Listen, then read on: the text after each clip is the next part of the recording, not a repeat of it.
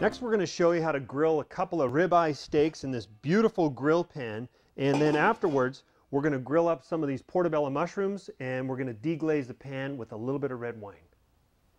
Before we actually start putting the steaks in the grill pan, I'm going to test the temperature of the cooking surface by sprinkling just a little bit of water in the bottom of the skillet. And what you see is the water will actually bead up and roll around, and that's when we know the grill pan is actually hot enough for us to start grilling. Okay, now I'm going to place the steaks in the grill pan. As you saw with the water test, it was nice and preheated. So a good rule of thumb, if you're going to sear or fry anything, you preheat.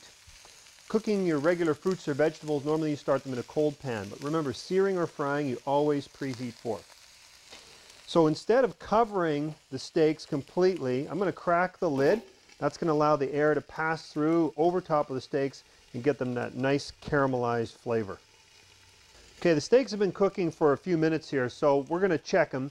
And once you put them on, they actually stick at first, and then they sear and release. So we're going to have a look at them here quickly. Oh yeah, they're turning over beautifully. Oh, nice and caramelized. Okay, so now that we've turned them over, we're going to season them a little bit. And we're just going to use a little Montreal steak spice. I like to season them after I flip them over. That way the seasoning stays on them and it doesn't get burned off. So we'll cover them again. We'll just let them finish cooking on the other side. They'll be ready to be served in just a minute. Okay, we're going to have a look at our steaks. They should be ready to be plated. Perfect. Look beautiful, nice and brown. See how they release? So we're going to set these on our plates here.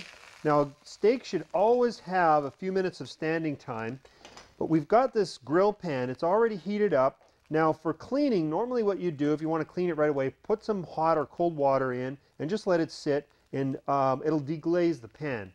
Instead of doing that today, we've got some portobello mushrooms. We're going to throw those in here real quickly, and then we'll deglaze the pan with just a little bit of red wine. Beautiful. We're going to cover that, let that cook just for a minute or two, and then we'll serve the portobello mushrooms with the steaks. Okay, we're going to have a look at our portobello mushrooms. They've been in here a minute or two. There you go. You see how the pan has been nicely deglazed? Okay. So now what we can do, we're going to serve a few of the mushrooms with the steak.